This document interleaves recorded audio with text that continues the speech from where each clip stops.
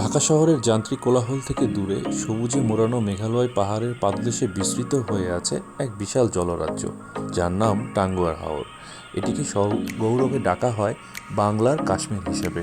প্রায় 100 বর্গ কিলোমিটার এলাকা জুড়ে বিস্তৃত এই জলাভূমিটি কেবল বাংলাদেশের দ্বিতীয় বৃহত্তম জলধারাই নয়, বরং এর আন্তর্জাতিক গুরুত্ব অপরিসীম।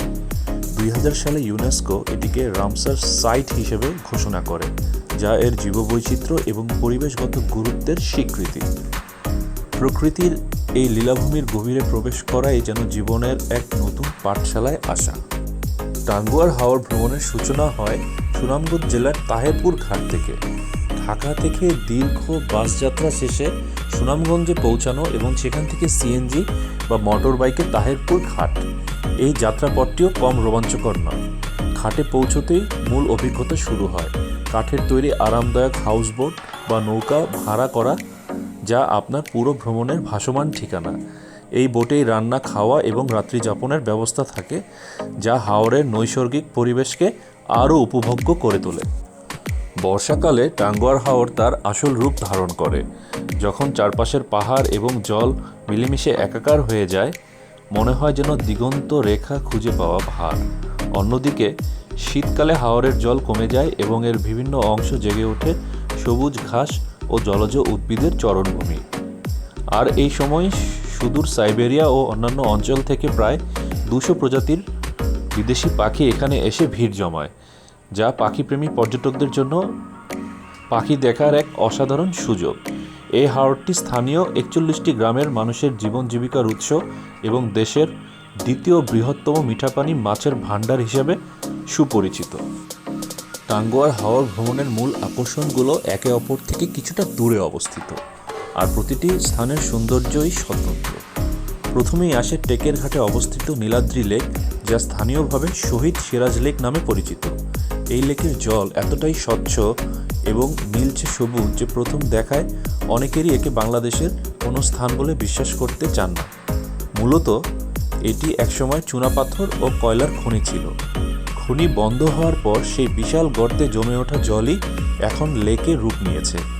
আর এই পটভূমিতে মেঘালয়ের খাড়া পাহাড়ের সারি যেন এক অসাধারণ প্রাকৃতিক ক্যানভাস সৃষ্টি করে। নীলাদ্রি লেকের পাশ ঘেঁষেই বয়ে চলেছে জাদুকাটা নদী। মেঘালয় থেকে নেমে আসা এই নদীর জল এতটাই স্ফটিক স্বচ্ছ যে এর তলদেশ পর্যন্ত দেখা যায়।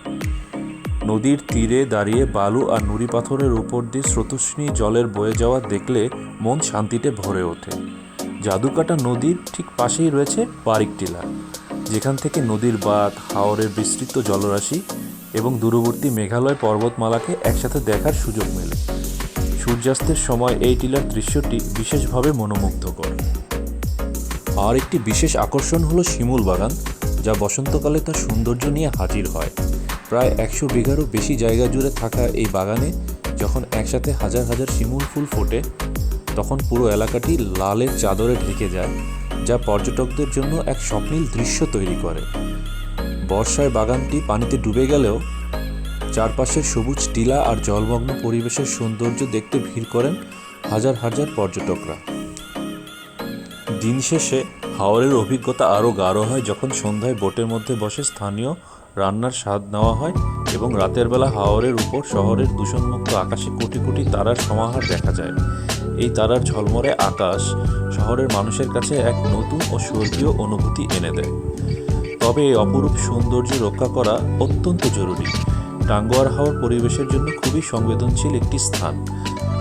তাই একজন সচেতন পর্যটক হিসেবে আবর্জনা ও প্লাস্টিক যেখানে সেখানে না ফেলে, অতিরিক্ত শব্দদূষণ না করা এবং স্থানীয় পরিবেশের প্রতি সম্মান দেখানো আমাদের নৈতিক দায়িত্ব। টাঙ্গুয়ার হাওর শুধু ভ্রমণের স্থান নয়, এটি আমাদের প্রকৃতির এক মূল্যবান সম্পদ, যা আমাদের দেশের বৈচিত্র্য এবং প্রাকৃতিক সৌন্দর্যকে বিশ্ব দরবারে তুলে ধরে। টাঙ্গুয়ার হাওর শুধু জলাভূমি নয়, এটি একটি জীবন্ত জল জাদুঘর, যা পরিবেশগত সংকটাপন্ন এলাকা হিসেবে বাংলাদেশ সরকার কর্তৃক সুরক্ষিত। এই বিশাল হাওরটি আসলে 51টি ছোট ছোট জলাশয় এবং অসংখ্য খাল নিয়ে গঠিত, যার মাধ্যমে জলধারা সারা বছর সচল থাকে।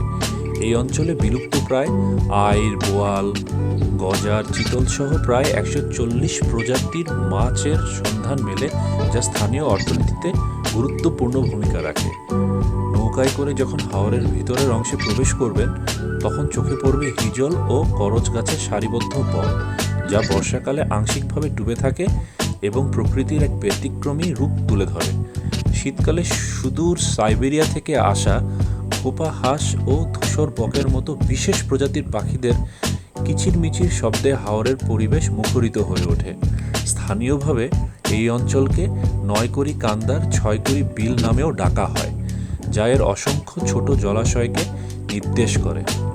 অ্যাডভেঞ্চার প্রেমীরা হাওরের এই নিজস্ব সংস্কৃতি এবং সমৃদ্ধ জলজ বাস্তুতন্ত্রকে কাছ থেকে দেখতে পারেন, যেখানে স্থানীয় মৎস্যজীবীদের জীবনযাত্রা এবং প্রকৃতির সঙ্গে তাদের নিরবিচ্ছিন্ন সম্পর্ক এক ভিন্ন অভিজ্ঞতার জন্ম দেয়।